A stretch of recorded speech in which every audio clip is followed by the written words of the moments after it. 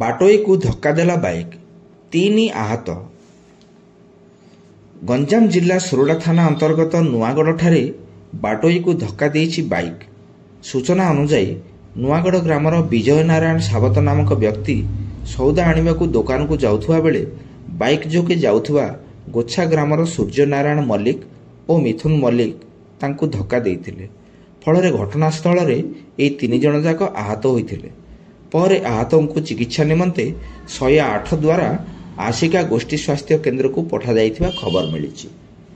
Ganjam ସୁରୁଡ଼ାରୁ special report ଆମ ଖବର।